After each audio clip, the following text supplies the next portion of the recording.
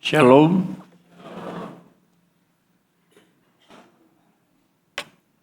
Judul khotbah hari ini adalah pergunakanlah waktu itu secara efektif di hadapan Allah dan manusia. Baik untuk kepentingan akhirat ataupun untuk kepentingan dunia. Pergunakanlah waktu. Efesus pasal 5 ayat 15 dan 16. Karena itu perhatikanlah dengan saksama bagaimana kamu hidup. Ya. Perhatikan dengan sungguh-sungguh, dengan saksama bagaimana kamu hidup. Bukan seperti orang bebal, tetapi seperti orang arif, orang yang bijaksana.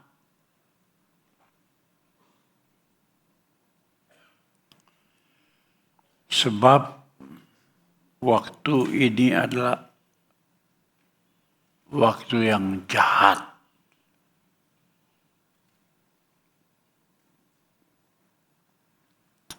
Waktu adalah pemberian atau karunia Allah dalam hidup manusia.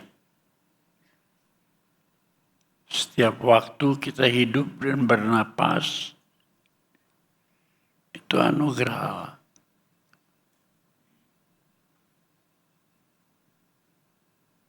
Dan waktu kita itu singkat. Alkitab menyatakan seperti jaga malam.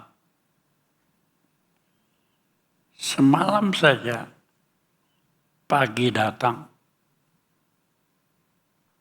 dan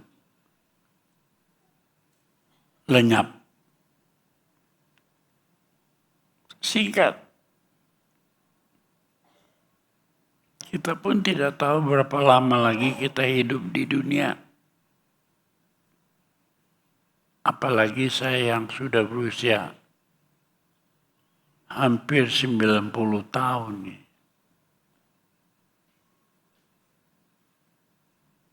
Kalau saya masih boleh duduk di sini, itu anugerah Allah.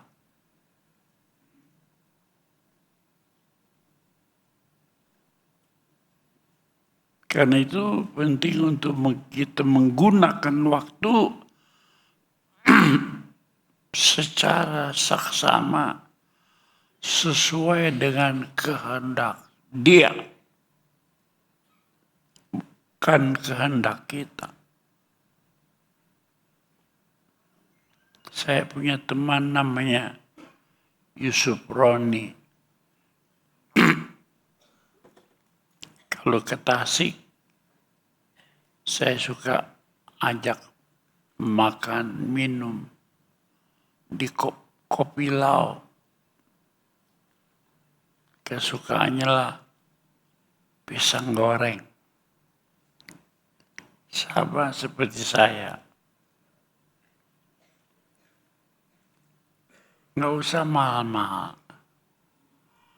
13.000 dapat sekantong.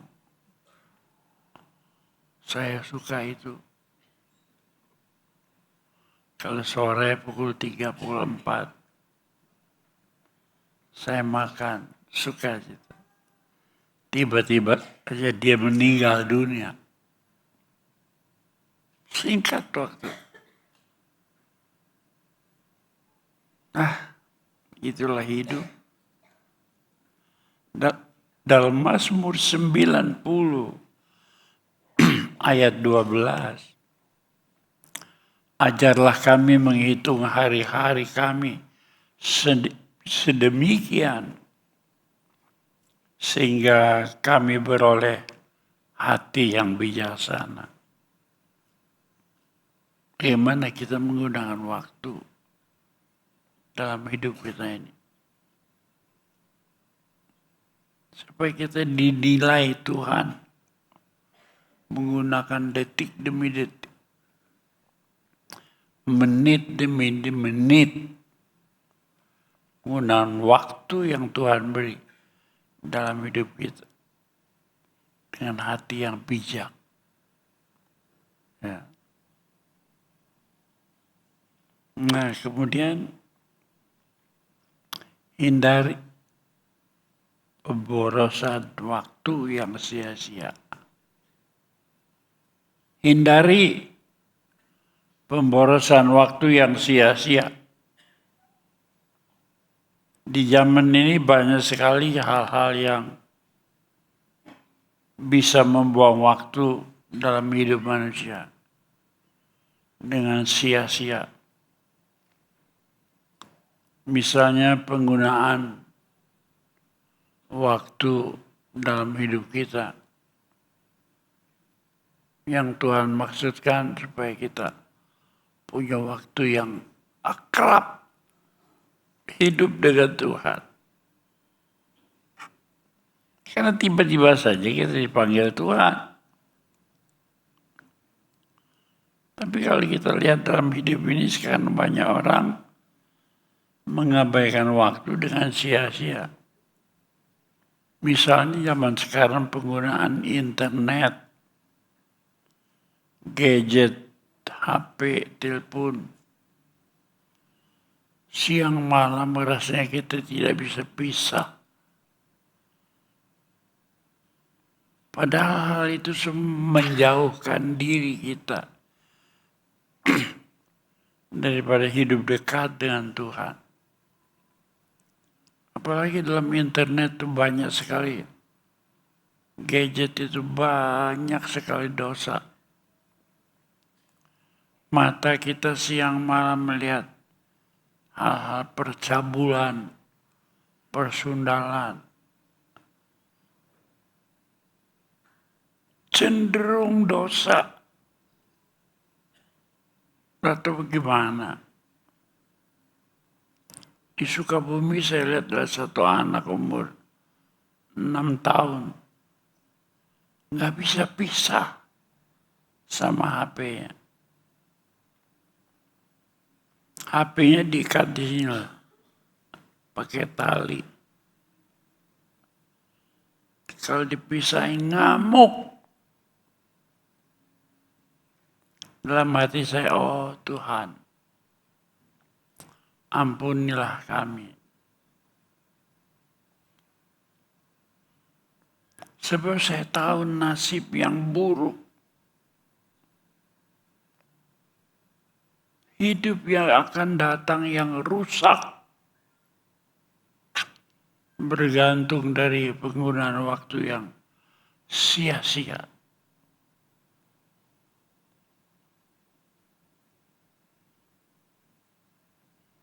Mereka lupa kebahagiaan hidup manusia itu bukan kontak dengan dunia yang sia-sia, yang segera akan lenyap ini. Tetapi kalau hati kita kontak dengan Tuhan, saya tahu kita sekarang duduk di dalam gereja. Tapi benarkah kita punya hati yang kontak dengan Tuhan?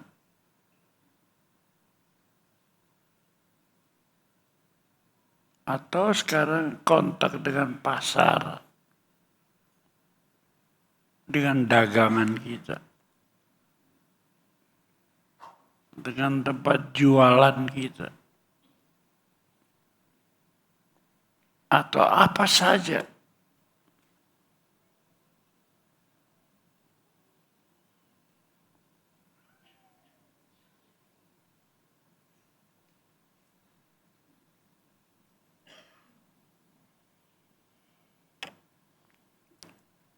Paulus mengingatkan kita supaya hidup seperti orang yang bijaksana, yang tidak mempunyai arah seperti orang dunia, tetapi seperti orang arif,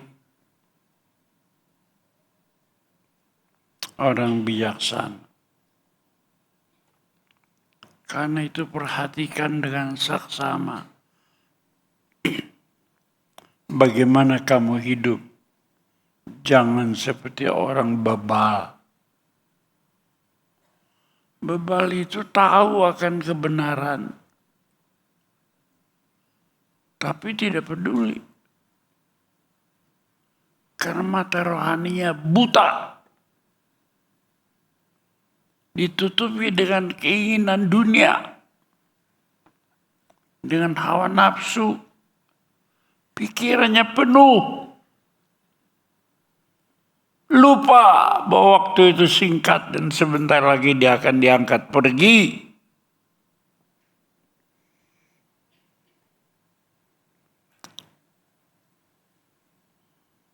Karena itu perhatikan. Dalam Kejadian pasal 1 Tuhan menciptakan langit dan bumi dalam 6 hari.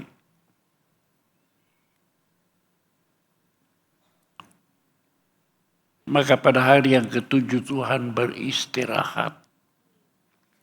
Lalu memberkati semua ciptaannya. Seperti itu kita tiap hari kita bekerja bagi kemuliaan Allah. Bahkan hari ke-7 kita semua kumpul di dalam rumah Tuhan. Kita beribadat kepadanya. Hari ke-7 kita memberkati semua hari kita. Ini kita memuliakan Allah. Benarkah hati kita berpaut kepada Allah sedemikian rupa dalam seluruh hidup kita? Dulu saya muda, sekarang saya sudah tua. Umur saya kurang sedikit lagi 90 tahun.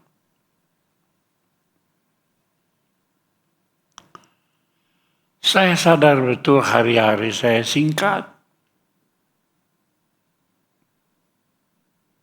Tapi banyak orang juga yang merasa dirinya masih muda, masih gagah.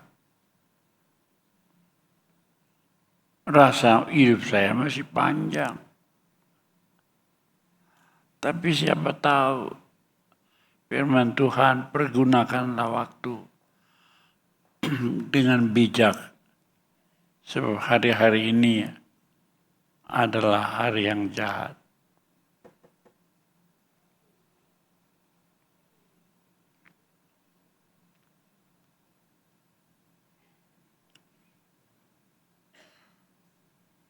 Kejahatan manusia di alam dunia ini menyedihkan hati Tuhan.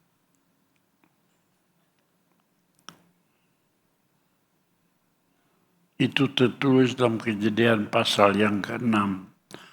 Tuhan melihat kejahatan manusia, menyedihkan hatinya.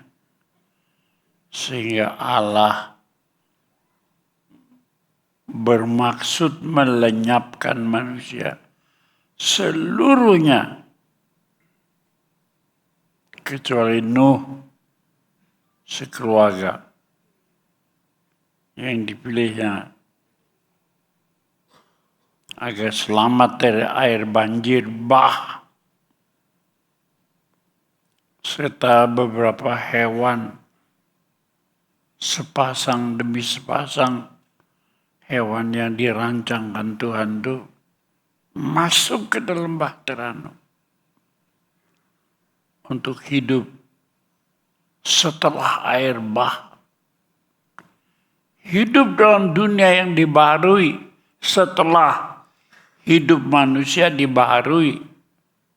diselamatkan masuk dalam bahtera Nuh, melewati hukuman.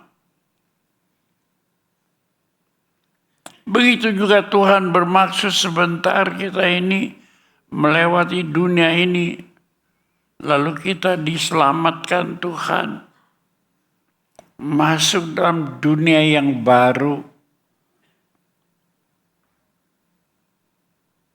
Jadi hidup kita tuh singkat, saudara.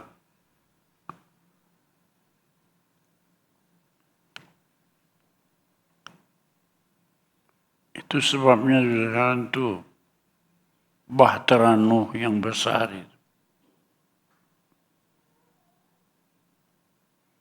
Jadi banyak manusia yang tidak percaya. Sehingga teriakan Tuhan, masuklah dalam bahtera keselamatanku, masuklah, masuklah.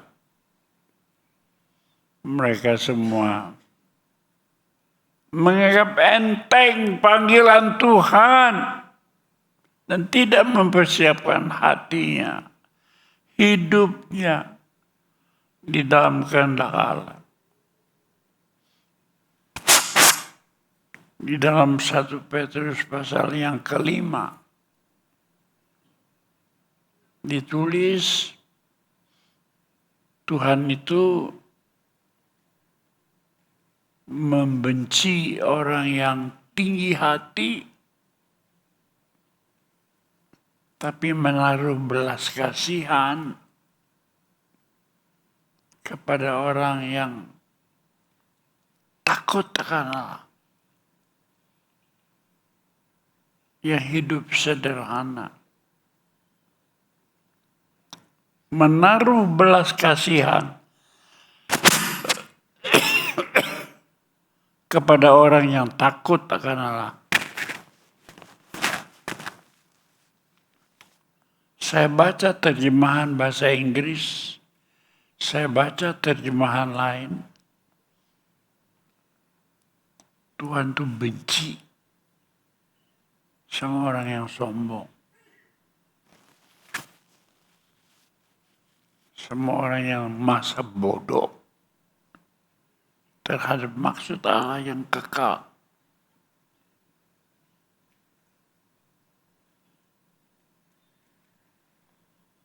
Tapi memberkati orang yang sederhana, rendah hati. Saya mau tanya di sini, siapa yang tiap hari memikirkan kehebatan dirinya,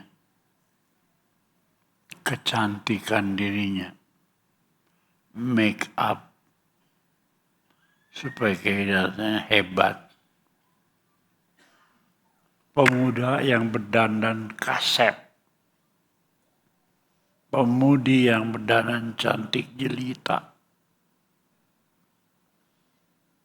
mengutamakan dirinya. Padahal waktu ini waktu yang jahat. Itu sebabnya lihat manusia yang tidak mau mempedulikan Allah. Ketika air bah datang, mereka lari. Lari ke atas gunung. Air naik sampai ke lehernya. Aku lihat ada satu kakek yang menyelamatkan cucunya. Ini kakek sangat mencintai cucunya. Dia bawa cucunya naik ke atas gunung. Tapi air terus naik. Sampai di lehernya. Sampai kemudian cucunya dijunjung tinggi. Tapi dia tidak sadar bahwa air terus naik. Dia sampai di lehernya, dijunjung tinggi cucunya. Dan terakhir dia berteriak, terlambat. Terlambat. Pintu keselamatan merupakan bahtera Nuh. Masuklah ke dalamnya. Allah sedang mengundangmu. Tapi banyak orang lalai. Sehingga pada akhirnya merasa dirinya mampu. Dan akhirnya terlambat. Dan kau lihat tuh gambarnya. Mereka semua berkecimpungan di dalam air. Dan binasa pada akhirnya. Dalam Kejadian pasal 6 ayat 5 dan 6. Maka dilihat Tuhan bahwa kejahatan besar di bumi. Dan segala kecenderungan hatinya selalu berbuahkan kejahatan semata-mata. Maka menyesalah Tuhan bahwa ia menciptakan manusia di bumi.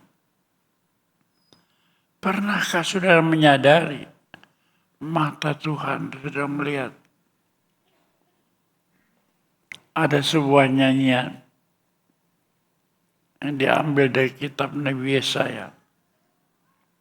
Mata Tuhan terus memandang berkeliling muka bumi, mau mencari orang yang tulus hatinya,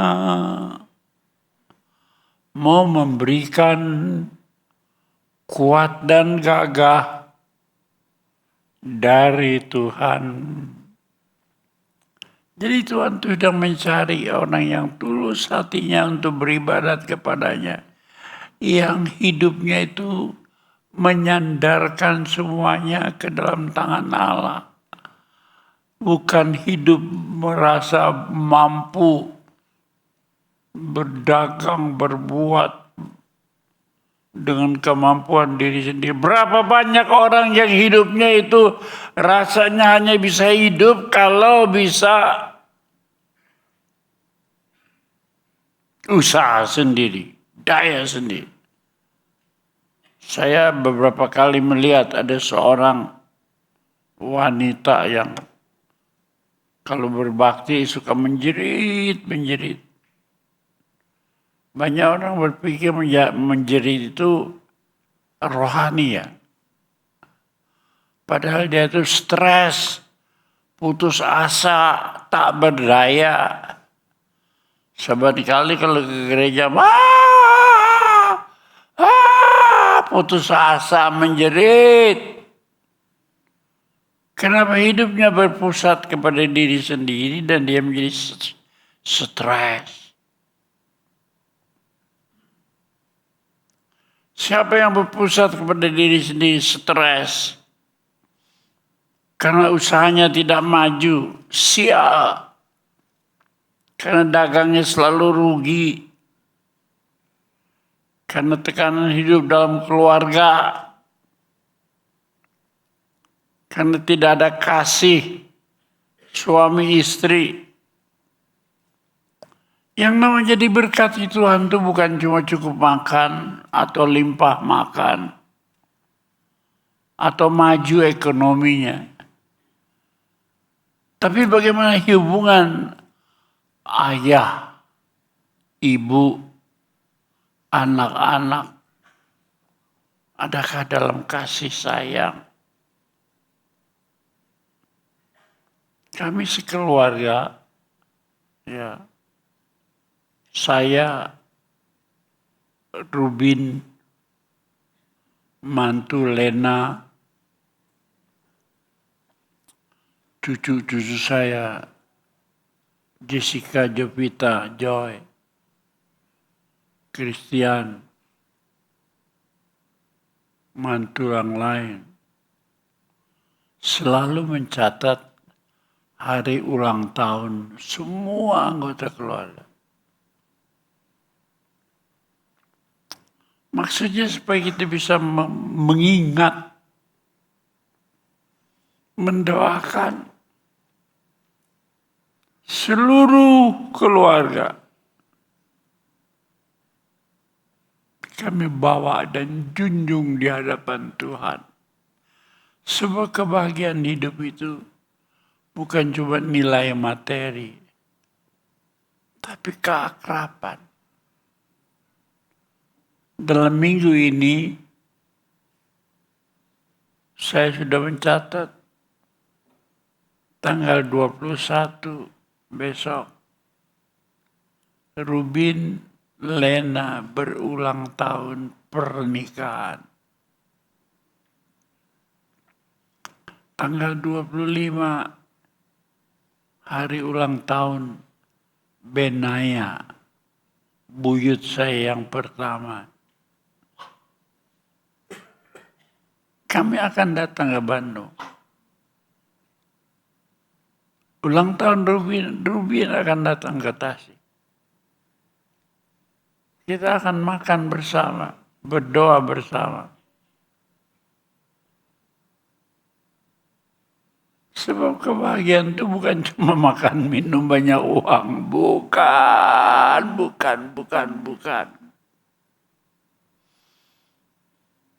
Banyak bapak-bapak di sini hadir tapi tidak berfungsi sebagai bapak. Banyak ibu-ibu hadir tapi tidak berfungsi sebagai ibu. Melainkan tiap hari, tiap minggu ribut melulu. Hubungan suami istri tidak dijaga baik. Orang tua anak tidak dijaga dengan baik. Mereka dasarnya dari suka ribut. Tidak menggunakan waktu dengan baik di hadapan Tuhan.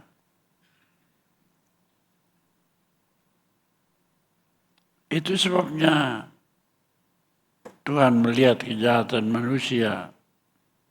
Manusia itu memilukan hati Allah. Apakah hidupmu menyenangkan hati Allah? Memuliakan Dia? Berkenan di hati Allah? Kalau hidupmu sudah, bagaimana dengan istrimu? Bagaimana dengan anak menantumu?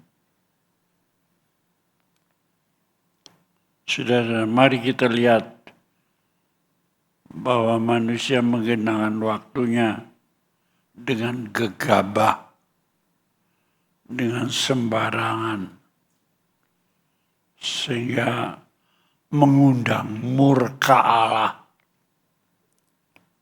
dan hukuman Allah. Tapi orang lain menggunakan waktunya sesuai dengan kehendak Allah, sehingga memperoleh keselamatan, bebas dari hukuman Allah.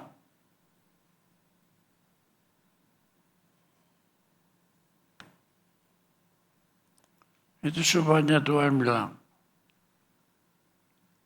aku akan menghukumkan dunia ini. Masuklah ke dalam bahtera keselamatan.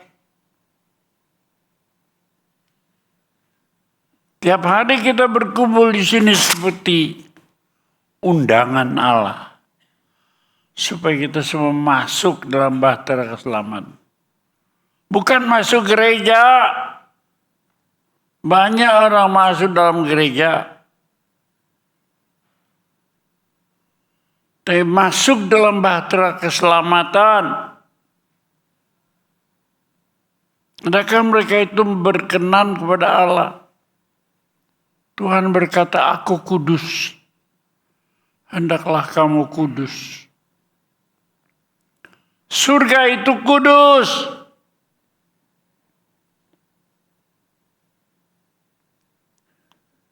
kehendak Allah atas hidup kita supaya kita kudus.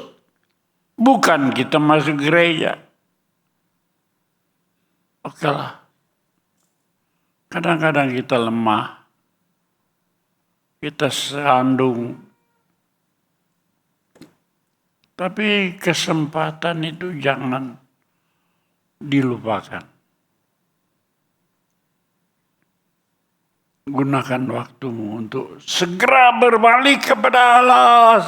Segera. Waktu itu sudah singkat. Kalau kita lemah, kita mempunyai seorang juru syafaat yang mendoakan kita siang malam. Dia yang mengampuni dosa kita. Membebaskan kita dari segala dosa kita.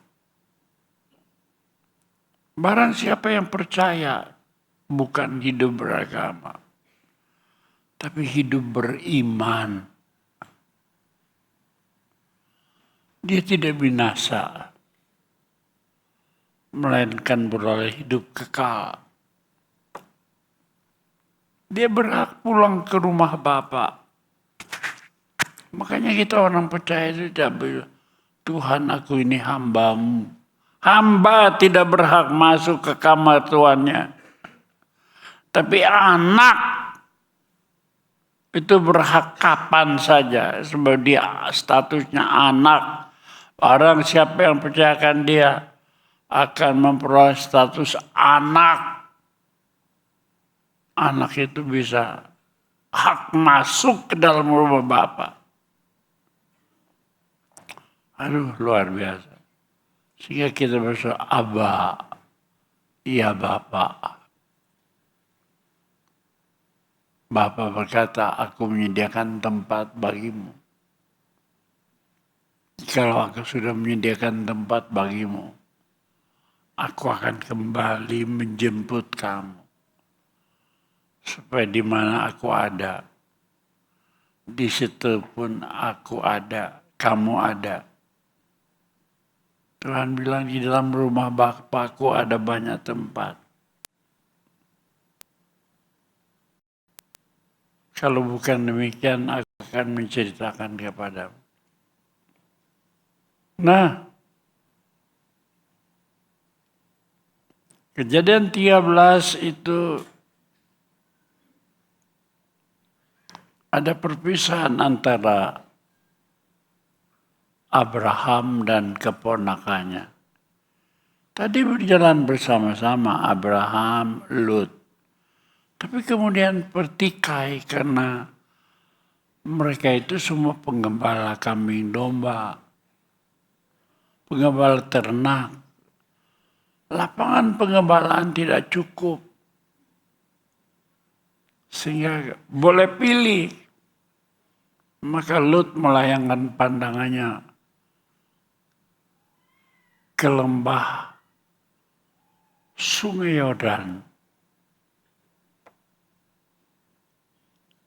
Seperti taman Tuhan. Seperti taman Tuhan. Bukan taman Tuhan, bukan. Dunia ini seperti taman Tuhan. Indah.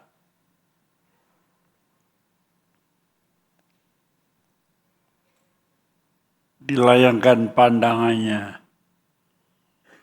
ke seluruh lembah Yordan.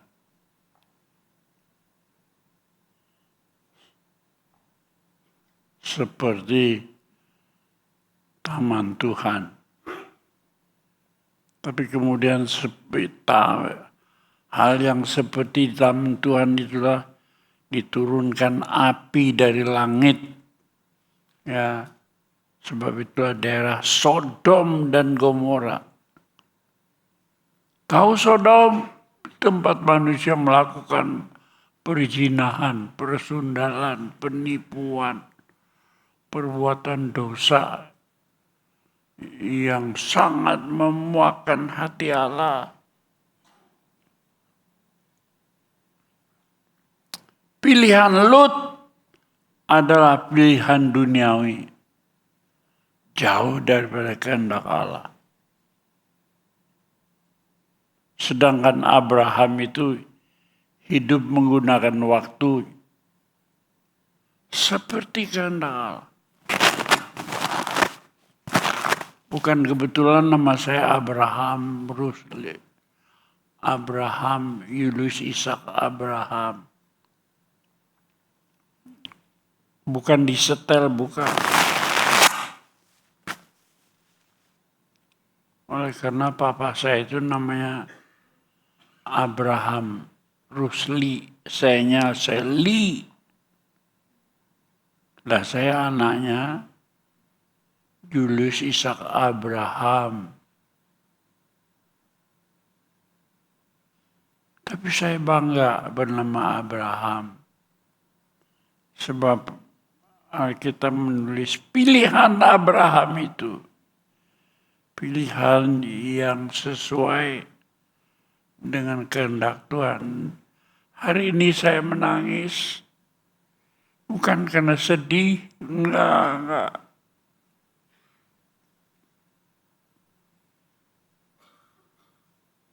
Tapi menangis karena sukacita. Saya di 2 April 1956 saya dibaptis. 56. Pada usia 16 tahun.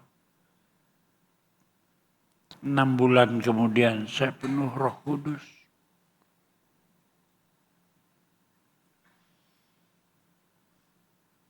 Tuhan hidup dalamku sejak muda.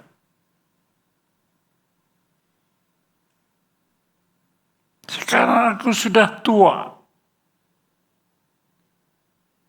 Tapi belum pernah aku melihat orang benar ditinggalkan Tuhan. Sampai dia menjadi peminta-minta. Enggak. Saya dipelihara oleh Tuhan.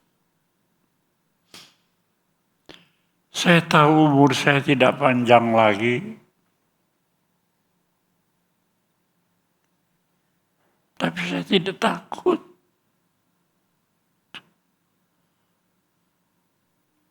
Sebab saya mengiring Tuhan dengan setia.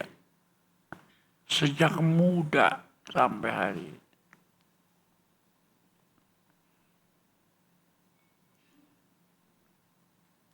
Kata Tuhan kepada Abraham,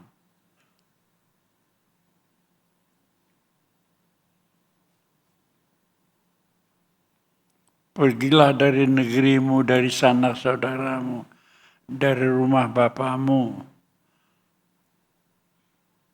Tinggalkan semua kedagingan keluargamu, pandangan hidup duniawi. Jangan itu yang ditinggalkan. Aku akan membuat dan memberkati engkau, membuat namamu masyhur. Engkau akan menjadi berkat. Jadi kita hidup ini bukan cuma mencari berkat, tapi kita harus hidup mendapat dan menjadi berkat. Saya ingin berhenti sebentar. Supaya kita merenungkan, sudahkah hidup kita itu ditujukan bukan hanya mencari berkat,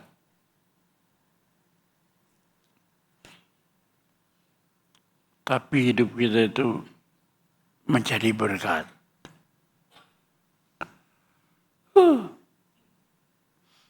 Kita boleh mati, kita akan pulang ke rumah Bapa. Makanya orang Kristen menyuruh Allah itu, Bapa kami yang di dalam surga. Bukan hamba yang datang kepada tuannya, yang belum tentu diterima, karena dia hamba. Tapi kita sebagai anak Allah di surga, punya kepastian keselamatan di dalam Yesus Kristus. Barang siapa yang percaya kepadaku tidak binasa, melainkan beroleh hidup yang kekal.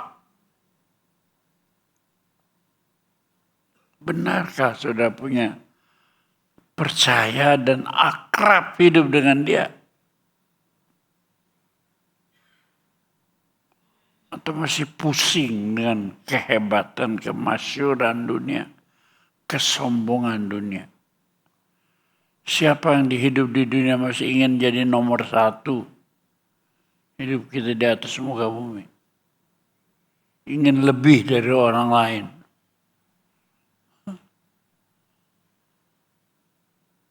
Berbagilah orang yang rendah hatinya.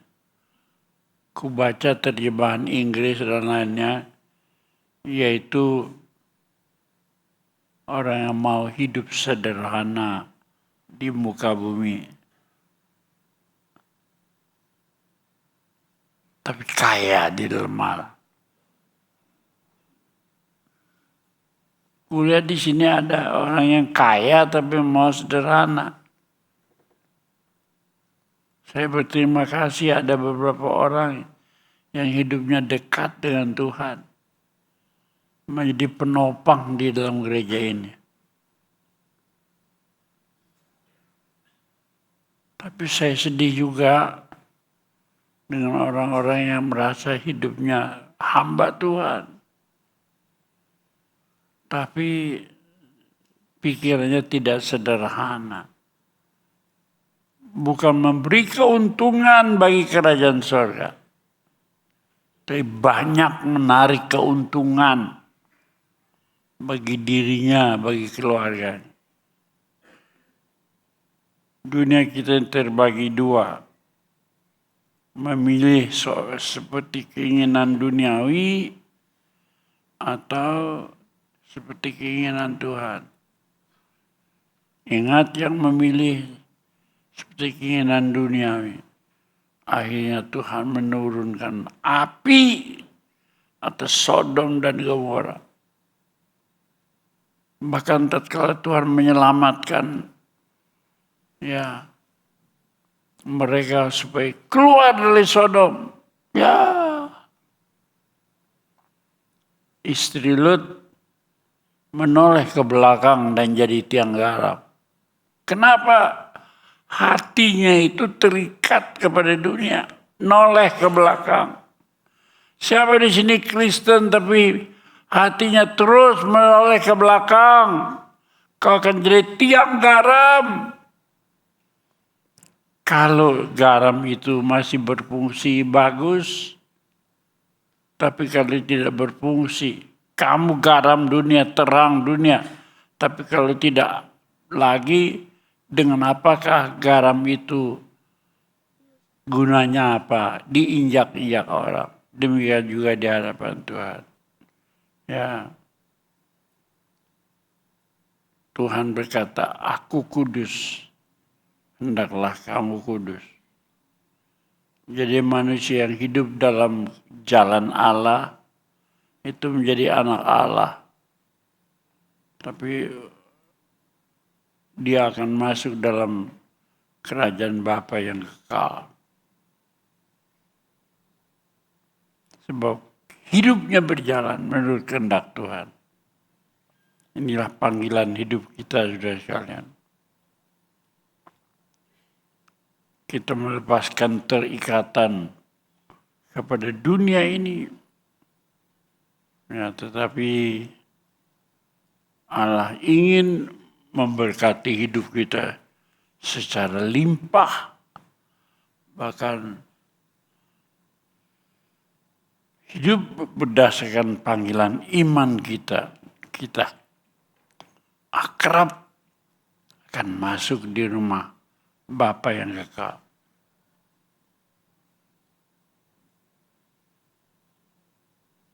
Puji Tuhan. Dan untuk itu Allah menguji hidup Abraham. Juga Allah menguji hidupmu dan hidupku. kita menjadi anak-anak Bapa. Menguji bukan kita beragama suci atau tidak suci, tapi adakah kita hidup beriman? Ada jaminan pasti, ya. Bukan kehidupan dalam filsafat agama. Tidak ada kepastian keselamatan. Tapi kita percaya Injil. Injil itu artinya kabar sukacita. Kita tidak bergantung dari perbuatan agama. Kita bukan hamba, kita anak.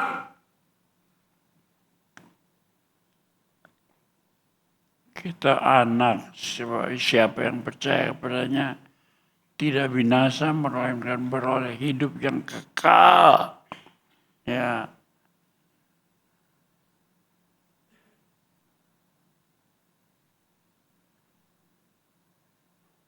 Karena kita percayakan Yesus Kristus, Juru Selamat kita. Aba. Ya Bapa. Anytime, setiap saat. Kita boleh masuk di dalam rumah Bapa kita. Bukan Tuhan kita. Seperti orang beragama. Tapi dia adalah Bapa kita. Ada kepastian keselamatan. Karena itu sekali ini Yesus tetap mengiring Yesus sampai selama-lamanya. Amin.